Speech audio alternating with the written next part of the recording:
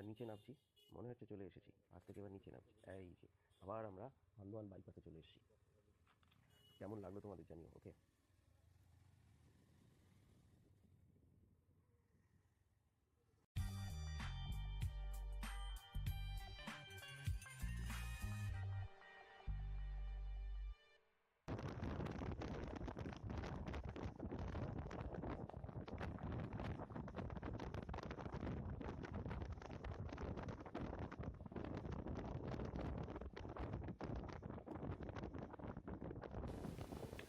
এবার আমাদের নেক্সট যে ডেস্টিনেশন সেটা হচ্ছে দুয়ারসিনী টেম্পল। আর অ্যাকচুয়ালি মন্দিরে আমরা যাব না, আমরা মন্দিরের গায়ে মানে মন্দিরের পাশে একটা নদী আছে, সেই নদীটা দেখব, সাতগুরুম নদী। আর সেখান থেকে চলে যাব ওই ল্যান্ড অফ প্যারোট বা এরকম কোনো একটা জায়গা, ল্যান্ড অফ যেখানে প্রচুর পাখির আনাগোনা হয়, যেটা ওয়েস্ট বেঙ্গল এবং ঝাড়খণ্ডের একটা বর্ডার। তো দুয়ারসিনী সম্বন্ধে কয়েকটা কথা বলি যে আমাদের পশ্চিমবঙ্গে যতগুলো ট্যুরিস্ট স্পট আছে, এই দুয়ারসিনী কিন্তু অনেকেই সেভাবে জানে না। কিন্তু যদি মন চায় যে জঙ্গলে নিরিবিলি সময় কাটাতে, আচ্ছা ভালো পাহাড় আমরা ক্রস করছি, এগুলো হচ্ছে এই দুয়ারসিনীর আশেপাশের স্পট।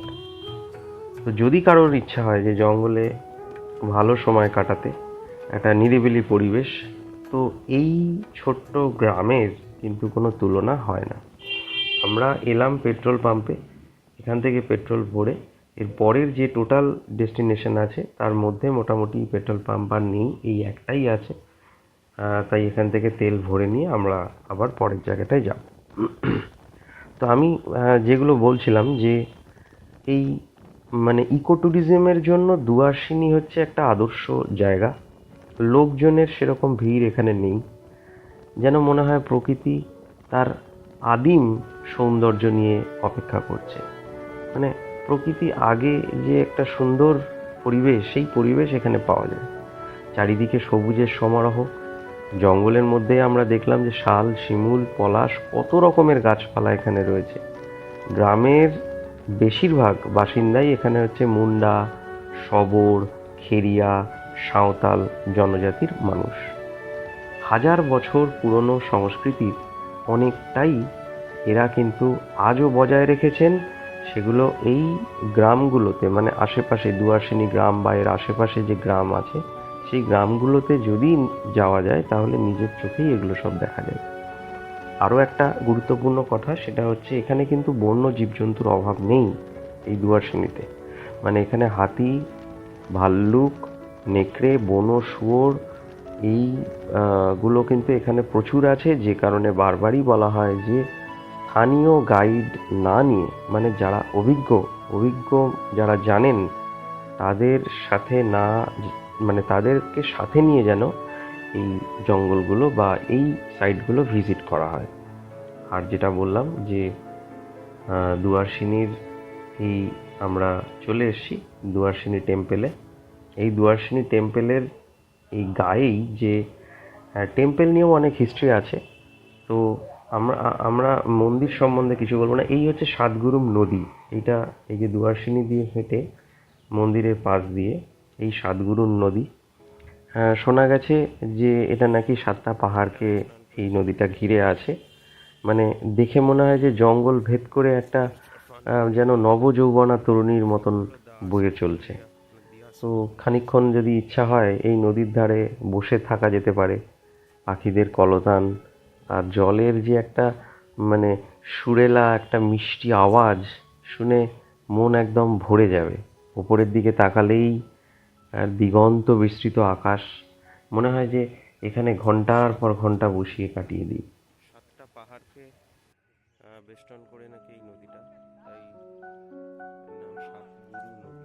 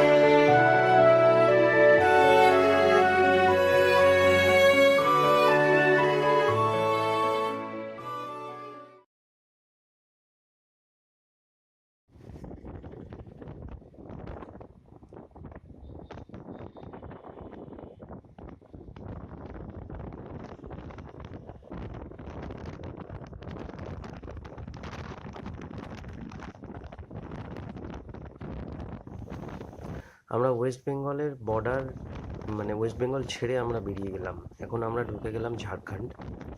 গ্রাম থেকে শুরু, মানে এই যে জায়গাটা, এটা কিন্তু আমরা পশ্চিমবঙ্গের বাইরে চলে এলাম এবার। এখন ঢুকে গেছি ঝাড়খণ্ডে। আর এখানে কত কি দেখাচ্ছে, গালুদি 16 আর শিলা কত খেয়াল করলাম না, যাই হোক। এবার যেটা যাচ্ছি, যে জায়গাটাকে বলা হয় যে ঝাড়খণ্ড এবং পশ্চিমবঙ্গের একটা বর্ডার, সেই বর্ডারে নাকি এমন একটা জায়গা যে এখানে প্রচুর পাখির সমাগম হয়, সেই জায়গাটাতে আমরা যাব। তবে ওখানে যাওয়ার যে রাস্তাটা কোনো সুস্থ মানুষ ওই রাস্তা দিয়ে যায় না, যেটা শুনেছিলাম। এবার কতটা অসুস্থ মানুষ ওখানে যায় সেটা গেলে বুঝতে পারবো।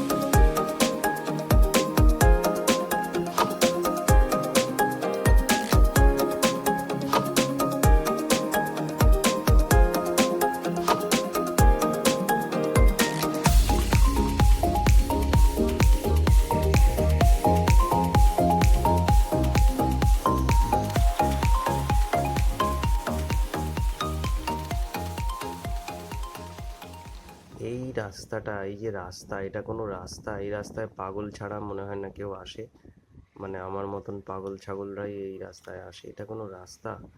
যেমনি ধুলো তেমনি রাস্তার অবস্থা। ওরে বাপ রে বাপ।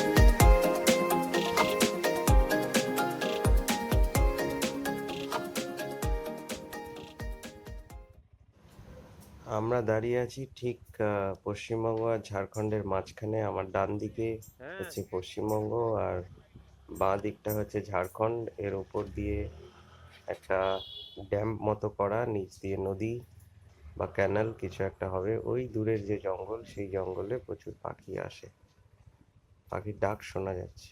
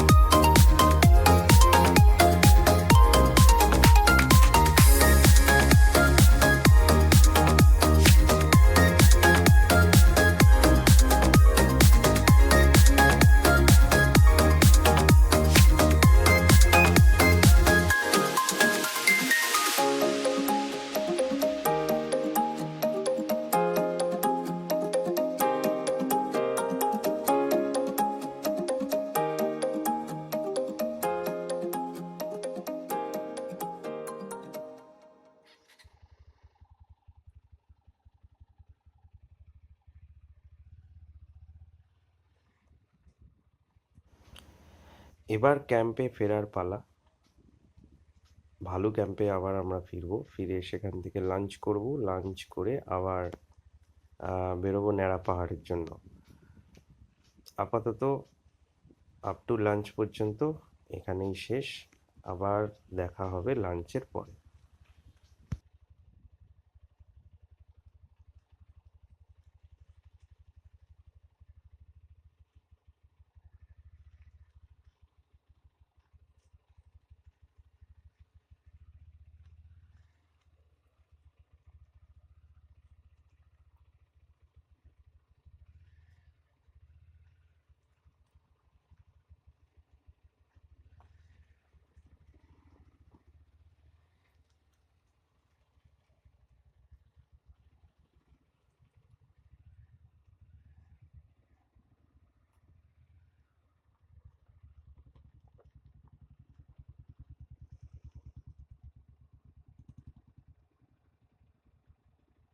চলুন চলুন চলুন চলুন চলুন চলুন চলুন আসবে, চলুন।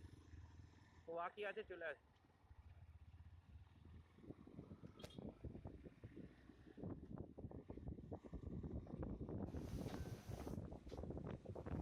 এই রাস্তায় কেউ যদি হারিয়ে যায় তাকে আর খুঁজে পাওয়া যাবে না। সে এই রাস্তায় হারিয়ে গেলে সে আর বেরোতে পারবে না।